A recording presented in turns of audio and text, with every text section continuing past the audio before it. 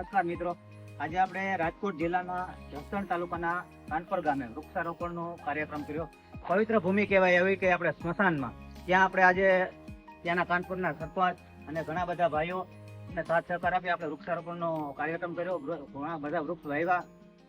વૃક્ષ કહીએ તો આપણે ધરતીને ઢાંકણું છે, એટલે આપણે જો આપણી જિંદગી બચાવવી હોય અને આપણે સારું ઓક્સિજન જોતો હોય તો આપણે વૃક્ષ વાવવા જરૂરી છે. કારણ કે અત્યારે 45 ડિગ્રી સુધી તો વાતાવરણ પહોંચી ગયું છે અને હજી પણ જો આપણે વૃક્ષ નહીં વાવીએ અને આપણે જાગૃત નહીં થઈએ તો આપણે ઘણી બધી તકલીફો ભોગવવી પડશે અને આપણે ઘણા બધા મુશ્કેલીનો સામનો કરવો પડશે.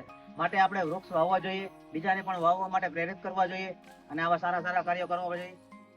કાનપર ગામે સરપંચ શ્રી હું તો અને રસિકભાઈ મારું નામ છે.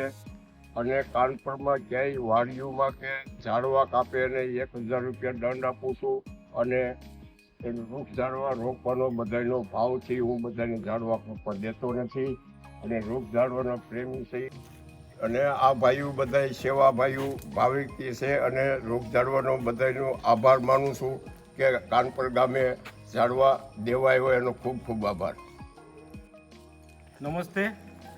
આજે તારીખ 17/7/2024ના રોજ જસદણ તાલુકાના કાનપર ગામે વૃક્ષારોપણનું કાર્યક્રમ યોજાયો છે. તેમના ગામના સરપંચ શ્રી રસિકભાઈ ઊંજિયા, ગામના અગ્રણી આગેવાન કિશોરભાઈ કુકડિયા તેમજ પ્રવીણભાઈ સાઈજા અને ગ્રીન ગુજરાતની ટીમ જે દીપકભાઈ ગેડિયા જે કાનપર ગામના રહેવાસી છે અને પોતાની ગામનું જ આ જે છે તે ઋણ અદા કરવા માટે અહીંયા વૃક્ષારોપણનો કાર્યક્રમ યોજવામાં આવ્યો હતો અને સફળતાપૂર્વક વૃક્ષારોપણનો કાર્યક્રમ ખૂબ જહેમત બાદ આ પૂરો પાડવામાં આવ્યો છે.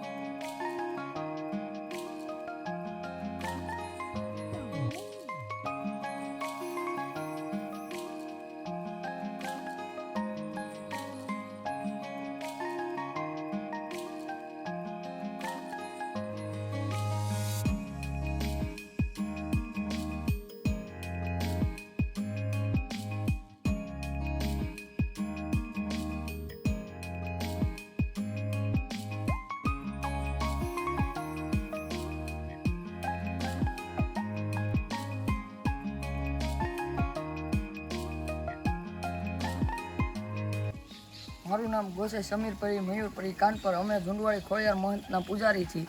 અમે આ ગ્રીન ગુજરાત ટીમને અહીંયા આમંત્રણ આપ્યું હતું કે અમારી ત્યાં વૃક્ષારોપણ કરવા આવો અને તે આવ્યા અને અમે વૃક્ષારોપણ કરીને ખૂબ જ આનંદ થયો અને તેણે ઘણા બધા વૃક્ષો પણ અહીં રોપણ કર્યા છે અને તમે બધા પણ વૃક્ષારોપણ કરજો એવી મારી આશા છે.